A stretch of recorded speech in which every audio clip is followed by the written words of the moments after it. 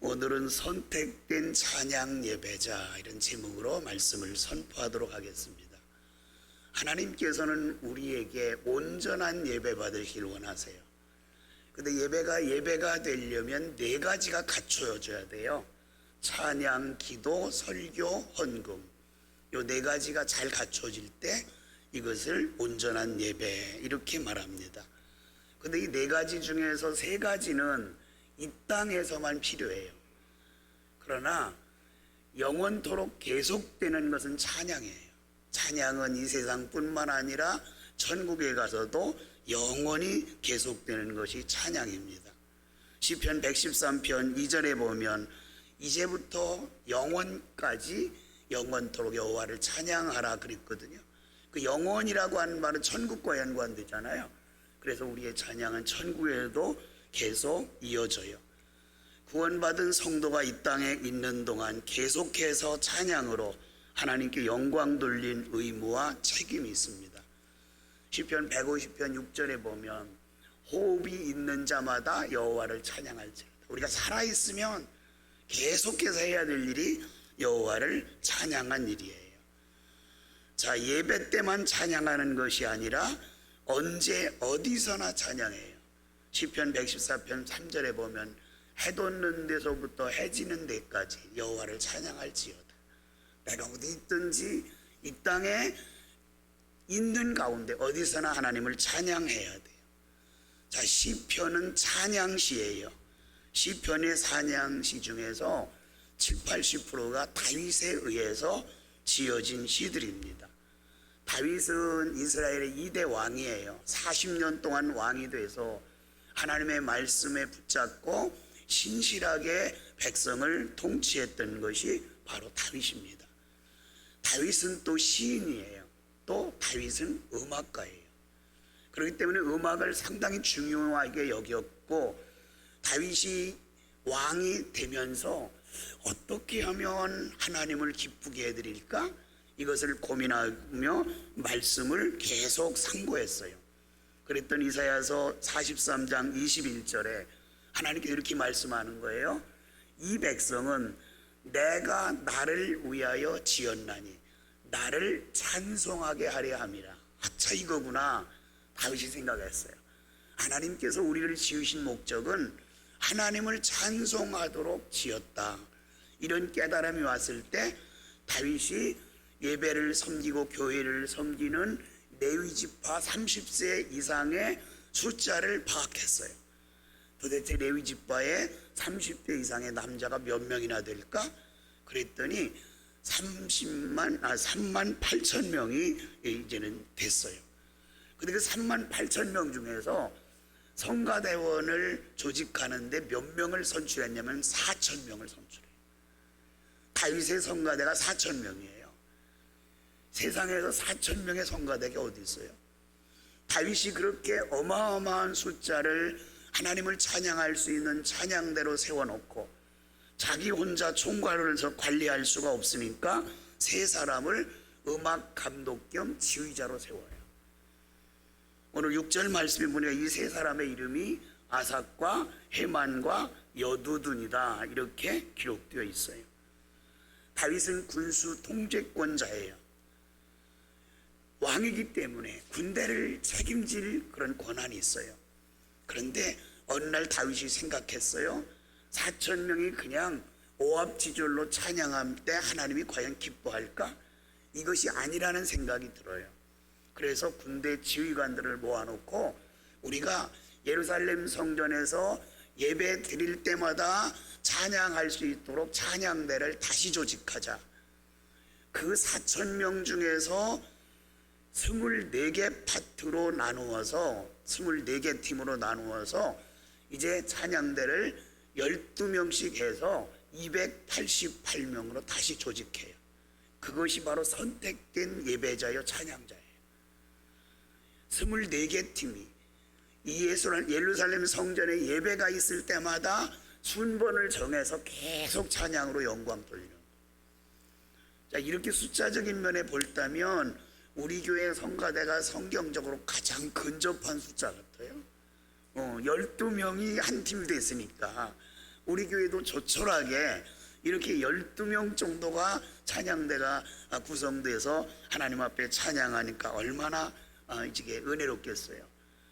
근데 그 찬양대를 선발할 때 어떤 기준에서 선발했느냐, 그 영적인 의미를 살펴보면서 오늘 은혜를 나누도록 하겠습니다. 첫째는 성가대는 하나님의 말씀에 곡을 붙여서 성령의 감동으로 노래하는 그런 직책을 받은 자가 성가대원이에요. 에베소서 18절 19절에도 오직 성령으로 충만함으로 말미암아 시와 찬송과 신령한 노래로 하나님께 화답하라 그랬거든요. 근데 본문 1절 보세요. 신령한 노래를 하게 하였으니. 성가대원들을 조직해서 288명을 조직해 놓고 첫 번째 부여된 임무가 신령한 노래를 하게 했어요. 2절에도 신령한 노래를 하며 3절에도 신령한 노래를 하며, 이렇게 신령한 노래라는 말이 반복되어 나와요. 신령하다는 말을 문자대로 해석하면 영으로 노래한다, 그렇게 되어 있어요. 그런데 여러분의 성경에 보면 그 신령하다는 말에 각주 위에 1번이라고 써 있는 성경이 있을 거예요. 그죠? 있어요? 거기 보면 뭐라고 써 있죠? 예언이라, 이렇게 예언을 뜻함, 이런 말이 있어요. 히브리어는 하니베임이라는 말이거든요. 이 말이 바로 예언하다, 선포하다, 그런 뜻이에요. 그러니까 찬양이라고 하는 것은 어떤 것이 찬양이냐, 과거에는 구약시대부터 계속 내려오는 찬양은요, 시편에 곡을 붙인 것이 찬양이었어요. 시편에 곡을 붙여요. 오늘날은 음악이 발달하고 또 사람들이 정말 작곡과 편곡 기술이 발달해서 이렇게 여러 가지 작곡을 하고 편곡을 해서 사람들께 아름다운 찬양을 하지만, 원래 찬양은, 원래 우리들이 교회 안에서 불러지는 찬양은요, 악기 연주, 이렇게 멜로디가 있는 악기가 아니었어요. 예배 때 우리가 악기를 통해서 이제 반주하고 찬양하잖아요. 근데 초대교회 당시의 찬양은 그레고리안 찬트, 그래가지고 우리는 요즘 흔히 말하면 아카펠라예요. 악기가 없이 그렇게 아카펠라로 최선을 다해 하나님의 찬양하는데, 자기 마음대로 시를 써서 작사해서 이렇게 부른 것이 아니라 시편에 곡을 붙여서 찬양을 했던 거예요. 그러니까 당연히 시편에 곡을 붙였기 때문에 하나님의 말씀이 찬양을 통하여 선포되게 됐죠. 자, 우리 성가대원들이 하는 그런 찬양이 하나님의 말씀을 성령의 감동을 입어서 선포하는 것이 찬양이에요. 이렇게 볼 때 성가대의 자리는 설교하는 목사의 자리만큼 중요한 거예요. 왜냐하면 목사는 성경을 여러분들이 알아듣기 쉽게 재해석해서 선포하는 것이 목사가 할 일이고, 성가대원은 하나님이 주신 말씀에 음악 곡조를 붙여서 선포하는 것이 성가대가 하는 일이에요. 그렇게 성가대가 너무너무 중요하다는 것을 우리는 알아요. 성가대가 찬양을 할 때 우리가 귀 기울여서 들으면 그 찬양의 가사 속에 은혜가 임해요. 그리고 몸이 아픈 자들에겐 치유의 역사가 임해요. 그래서 찬양을 하는 자도 집중해야 되고, 찬양을 듣는 자도 도대체 화음만 생각하지 말고 저들의 입술을 통하여 선포되는 찬양의 가사, 말씀이 무엇인가를 잘 음미하면서 찬양을 함께 듣고 할 때에, 찬양할 때 하나님께 영광이 돌리고 우리에게는 은혜가 되는 거예요. 근데 오늘 말씀을 이렇게 보다 보니까 다윗이 성가대장으로 임명한 세 사람 중에 헤만이라는 사람이 있어요. 5절 말씀 보실까요?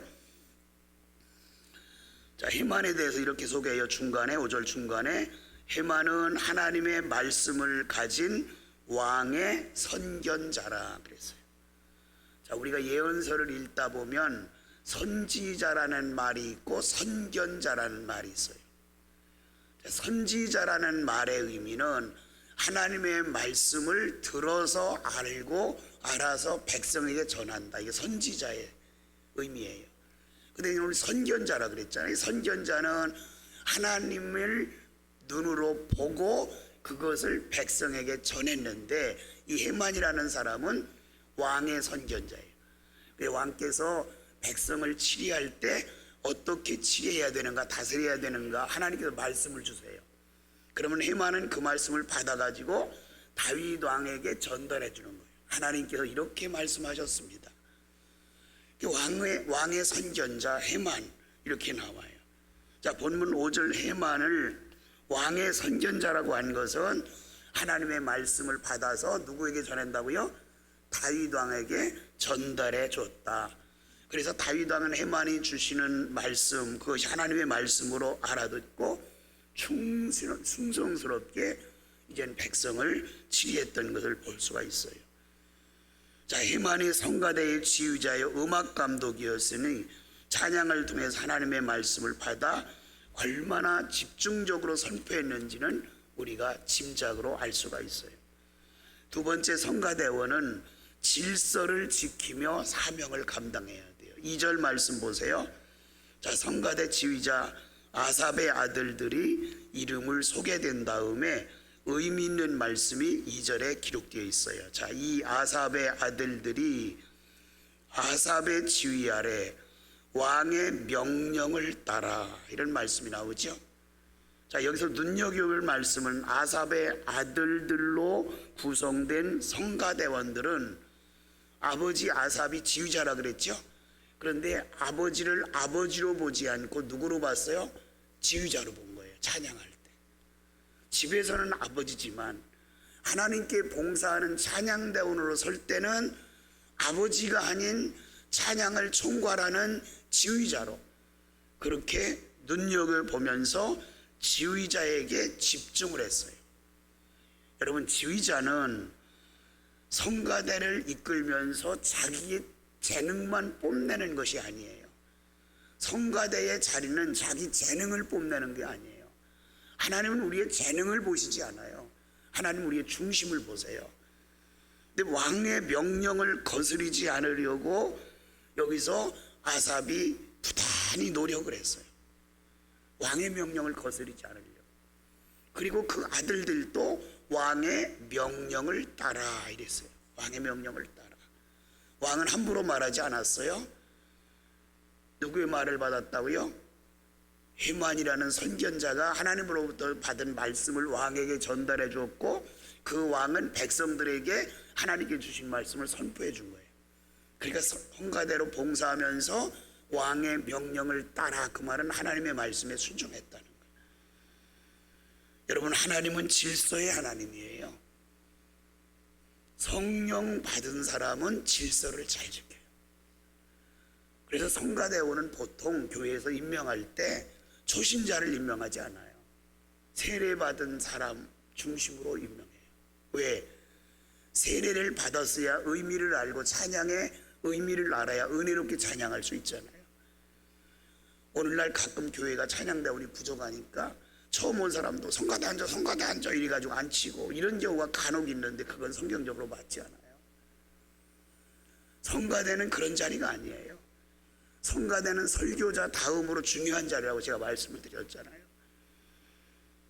성가대로 봉사하다 보면 지휘자나 파트장이 나보다 나이가 어린 사람이 있을 수 있어요. 그래도 교회 안에서는 질서가 중요해요. 그들의 말을 거스리거나 그들의 말을 토를 달거나 불순종하거나 그러면 안 돼요. 무조건 순종해야 돼요. 그래야지 그것이 질서가 잡히고 하나님의 영광을 위한 찬양대가 돼요. 자, 성가대원들은 하나님을 섬기는 사람들이에요. 6절 말씀을 보세요. 이들이 다 그들의 아버지의 지휘 아래 재금과 비파와 수금을 잡아 여호와의 전에서 노래하며 하나님의 전을 뭐했더라? 섬겼더라. 자, 제가 여러분에게 구약 성경을 읽을 때 반드시 기억할 세 가지를 말씀을 자주 드렸어요.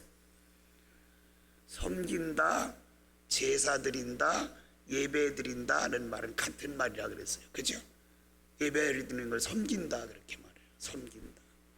자, 여기서도 하나님의 전을 섬겼다. 성가대원은 하나님의 성전에서 하나님을 섬기는 자예요. 근데 하나님의 섬기는 자가 질서를 무너뜨린다면 그것이 하나님 앞에 올바른 걸까요? 아니에요. 하나님은 절대 원하시는 것이 질서의 하나님이시기 때문에 질서를 원하세요. 자, 그런 의미에서 오늘 제목을 제가 선택된 성가대 그렇게 정한 것이 아니라 선택된 찬양 예배자. 우리 성가대가 성가하는 것은 예배예요. 하나님을 섬기는 거잖아요. 예배의 한 부분이 아니라 예배의 전체인 거예요. 짧은 시간에 성가를 하지만 그 성가를 위해서 일주일 동안 여러분이 집중해서 준비하고 함께 했잖아요. 그래서 질서를 지키면서 온전한 성가를 하며 하나님께 영광 돌리는 우리 성가대원들과 우리 성도들이 되기를 바랍니다. 마지막 세 번째로 연습에 최선을 다해야 돼요. 지금 파리올림픽이 지금 열리고 있잖아요. 간간히 TV를 시청하면서 막 희열을 느낄 때가 있어요. 우리 선수들이 금메달을 안 따도 최선을 다하는 그 모습을 보면서 올림픽이 막 열리기 전에 한국의 스포츠 기자가 어느 선수에게 다가가 물었어요. 당신이 받은 선물 중에서 최고의 선물이 무엇이라고 생각하냐 이렇게 물었더니 이 선수가 겸연쩍게 씩 웃어요. 근데 기자가 이렇게 말해요. 아니 그냥 인터뷰니까 솔직히 좀 말해달라고. 그랬더니 이 선수가 내가 받은 선물 중에는 뭐가 제일 귀한 선물이냐면 선수촌에 입단해서 새벽부터 밤늦게까지 운동을 하는데 어느 날 감독님께서 내일 아침에는 늦잠 자도 돼. 그리고 새벽 운동을 해제해 준 날. 그날이 제일 기쁘고 감사한 선물이었대요.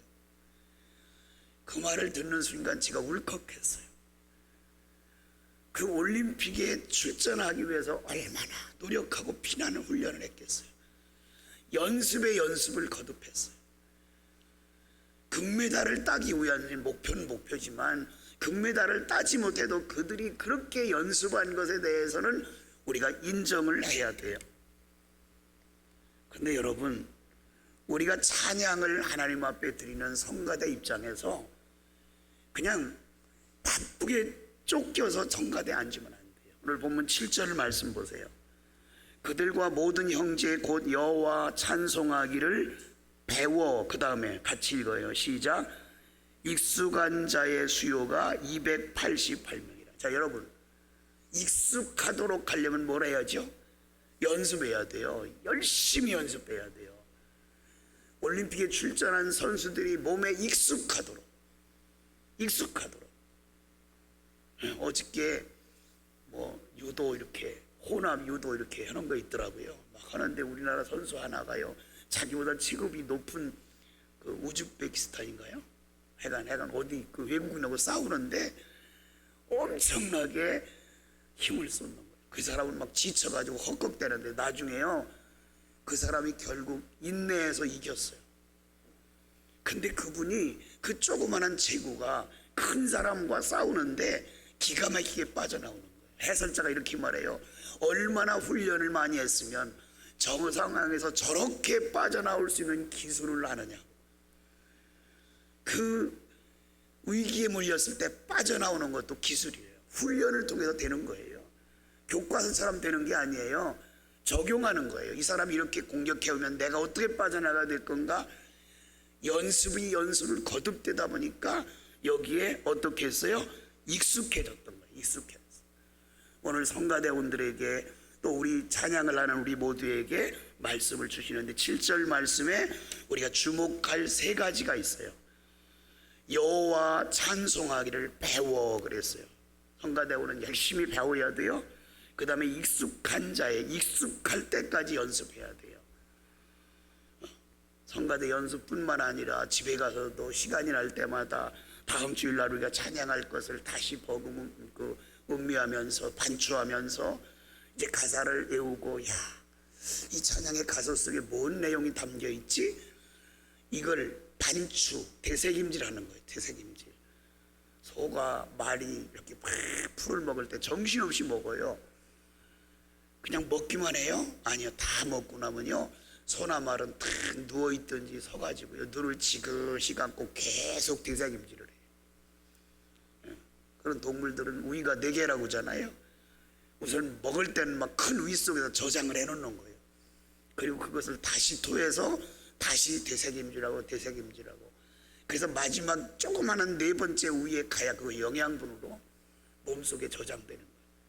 우리가 찬양을 할 때에 계속 그 말씀을 통해서 음미하면서 찬양을 해야 돼요. 성가대원뿐만 아니라 우리 성도들도 마찬가지예요. 우리 성도들 대부분이 이렇게 찬양을 시켜보면 10년, 20년 신앙생활에서 찬송가 애우는 분이 별로 없어요. 한번 시켜볼까요? 우리 장로님들부터 찬송가 놓고 한번 앞에 나오셔 볼래요? 갑자기 장로님들이 기 죽어가지고 지금 얼굴이 빨가지고 있어요. 못 외워. 우리 권사님들도 집사님들도 못 외워요. 보고 하는 건 잘하는데 왜 그러냐? 집중을 않는 거예요. 집중을.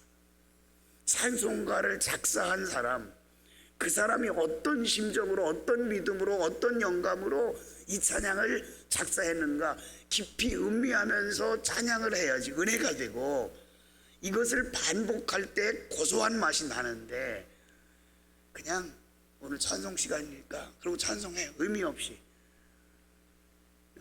그리고 너무 힘들으니까 붕어 찬양해. 여기서 보면 다 알아요, 누가 그러는지. 정말 은혜스러워서 찬양하는 분이 있고, 남의 눈치 보니까 안 할 수 없으니까 붕어처럼 이빨 뻐꾹뻐꾹 하는 분이 있어요. 그렇게 찬양하면 안 된다는 거예요. 집중해서 가사를 음미하며 찬양할 때 하나님께서 영광 받으세요. 자, 우리 모두는 예배자예요. 찬양을 하는 순간에도 예배드리는 거고, 기도하는 순간에도 예배드리는 거예요. 우리는 교회에서 출발하면서 설교를, 예배를 마치고 집에 돌아가서 일주일 동안 사는 것도 다 예배자의 삶을 사는 거예요. 말씀 듣고 그대로 사는 거기 때문에. 시편 50편 5절에 보면 하나님은 제사로, 예배로 여러분과 저와 언약을 맺었다고 그랬어요. 우린 예배자예요. 그 예배 중에 찬송이 있어요. 찬송을 따로 떼서 예배가 아니라 찬송도 예배의 일부분이라는 거예요. 그러면 하나님의 언약은 반드시 축복과 연결돼요. 하나님이 어떤 약속을 하잖아요. 그럼 반드시 복을 주세요. 그러니까 우리가 온전한 예배를 드릴 때 하나님께서 우리에게 복을 주신다는 거예요. 성가의 자리도 너무 중요하고, 우리 성도들이 찬양하는 시간도 너무너무 중요해요. 근데 하나님께서 너무 마음 아픈 말씀을 하세요. 에베소 4장 23절에 보면 예배자는 많은데 진정으로 예배드리는 자가 없다는 거예요. 그래서 하나님께서 이렇게 말씀하세요. 아버지께 참되게 예배하는 자들은 영과 진리로 예배할지니라. 그래 놓고 곧 이때라 아버지께서 자기에게 예배하는 자들을 찾으시느니라. 다 우리가 참된 예배자는 찾을 필요 없어요. 그죠? 합덕제일교회는 눈만 딱 돌리면 다 예배자인데요. 그런데 우리 가운데도 진정한 예배자가 몇 명 안 된다는 거예요. 때로는 피곤해 지쳐서 졸기도 하고, 딴전 피고, 딴 생각하고, 집중하지 않고, 이런 예배를 드리기 때문에 하나님은 우리 가운데서 영과 진리로 예배하는 자들을 찾으시는 거예요. 찬양대원들 뿐만 아니라 우리 모든 성도들이 찬양은 하나님의 말씀이 그 속에 담겨 있다는 것을 알고 찬양에 집중해서 하나님께 영광 돌리며 찬양의 예배자로 살아가는 복된 성도들이 되기를 주님의 이름으로 축원합니다.